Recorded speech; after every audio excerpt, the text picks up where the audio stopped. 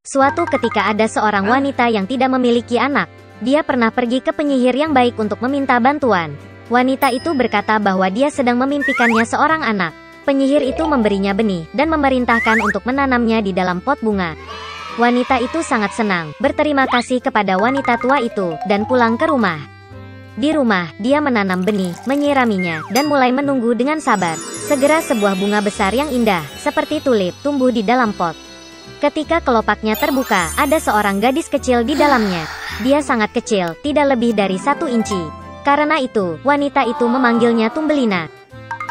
Suatu malam, ketika Tumbelina tertidur lelap, seekor katak besar naik ke jendela rumah, basah dan jelek. Dia meraih gadis yang sedang tidur dan bergegas ke rawa-rawanya. Kodok itu memutuskan untuk menikahkan putranya yang jelek dengan Tumbelina yang cantik. Dia menanamnya di tengah sungai di atas daun lili yang lebar agar gadis itu tidak melarikan diri. Pagi harinya Tumbelina bangun dan menyadari bahwa dia tidak ada di rumah, tetapi di sekitarnya ada air. Ketika gadis itu menyadari betapa nasib buruk menunggunya, dia menangis dengan sedihnya. Saat ini, ikan-ikan kecil berenang lewat. Mereka merasa kasihan pada Tumbelina. Mereka menggerogoti batang bunga bakung, dan daun itu berenang bersama gadis itu. Seekor kumbang besar terbang melewatinya. Melihat seorang gadis cantik, dia meraih dan membawanya ke pohon, di mana dia memperkenalkannya kepada teman-temannya. Mereka semua iri pada kecantikannya, tetapi mengatakan bahwa Tumbelina sangat jelek dan tidak bisa bersama mereka. Di bawah tekanan dari teman, kumbang juga memutuskan bahwa dia jelek, membiarkan gadis itu turun ke tanah dan mengucapkan selamat tinggal. Sepanjang musim panas Tumbelina tinggal sendirian di hutan. Dia membuat buayan untuk dirinya sendiri dari rumput dan dedaunan. Dia makan serbuk sari dan embun, berjemur di bawah sinar matahari dalam cuaca cerah, dan bersembunyi dari hujan di bawah daun besar burdok. Tapi segera hujan dan angin dingin datang. Tumbelina tidak memiliki pakaian musim dingin, dan dia mulai membeku. Gadis itu menderita kelaparan dan kedinginan. Dan suatu hari dia dilindungi oleh seekor tikus sawah. Mereka hidup bersama dengan gemilang. Gadis itu membantu tikus dengan pekerjaan rumah, menceritakan dongengnya, dan sebagai gantinya menerima tempat tinggal dan makanan yang hangat. Tikus sawah memiliki tetangga, tahi lalat kaya yang buta, yang melakukan ini dengan menghitung kekayaannya sepanjang waktu. Meski buta, tahi lalat itu menyadari bahwa Tumbelina sangat imut dan menawarkan untuk menikahinya. Tapi gadis itu sama sekali tidak senang dengan ini. Dia tidak suka tahi lalat yang membosankan. Suatu kali, saat berjalan di sepanjang lorong bawah tanah, Tumbelina melihat seekor burung layang-layang yang terluka, yang hampir mati karena kedinginan.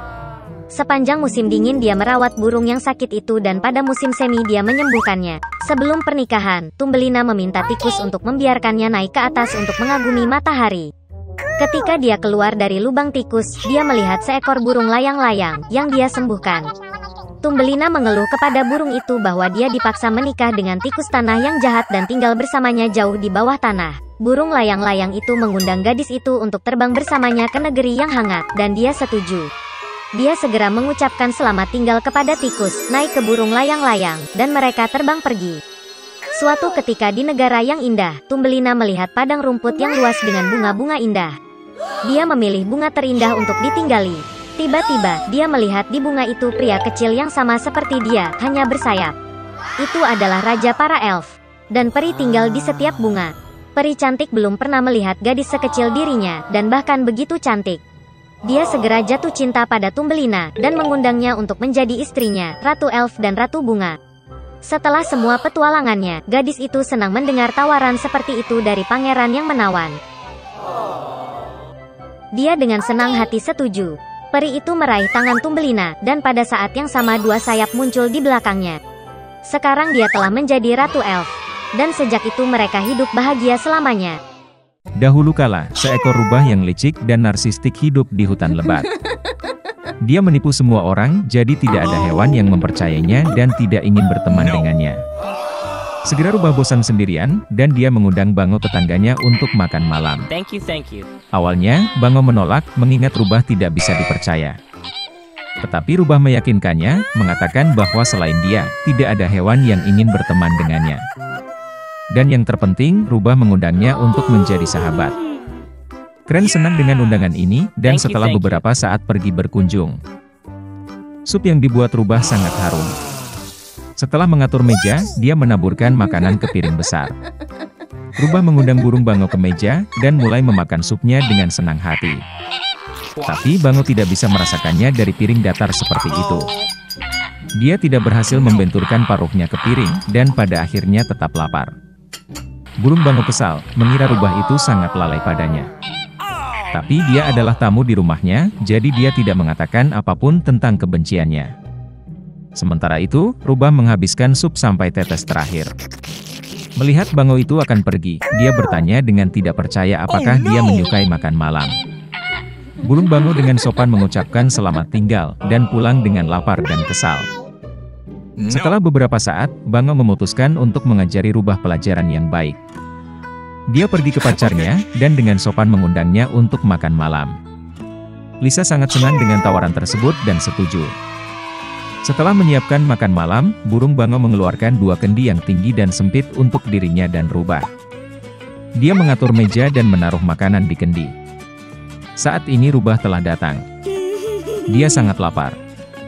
Burung bangau mengundang tamu ke meja, dan teman-teman melanjutkan makan malam. Rubah mencoba makan dari kendi sempit, tetapi tidak ada hasil, karena bejana itu terlalu sempit. Sementara itu, bangau makan dengan santai dengan paruhnya yang panjang. Ketika dia selesai, dia melihat rubah mencoba makan namun tidak berhasil. Kren bertanya apakah dia menyukai makan malam itu. Tapi rubah menjawab bahwa dia tidak bisa makan apapun karena kendi itu terlalu sempit dan panjang. Derek mengharapkan jawaban serupa. Dia mengingatkan rubah bahwa dia telah meninggalkan rumahnya dengan lapar karena piringnya terlalu datar. Dan kemudian dia menyadari kesalahannya. Dia merasa malu karena tidak memperhatikan tetangganya. Lisa meminta maaf, dan berkata bahwa dia bahkan tidak dapat berpikir bahwa dia tidak akan bisa makan dari piring seperti itu. Kren memaafkannya dan mengatakan bahwa untuk selanjutnya mereka perlu mengingat perbedaan mereka. Karena itu, dia membawa piring besar yang dengannya tamu dapat dengan mudah memakan makan malamnya. Ketika tiba waktunya untuk mengucapkan selamat tinggal, rubah mendapat ide. Dia meminta bangau untuk membawa salah satu kendinya ke rumahnya sehingga dia bisa dengan mudah makan bersama rubah. Tetangga menyukai ide ini. Dia memuji rubah, mengatakan bahwa jika dia menggunakan kelicikan dan kecerdikannya untuk perbuatan baik, dia akan memiliki banyak teman. Rubah dan bangau tertawa riang. Mereka menjadi sahabat sejak saat itu.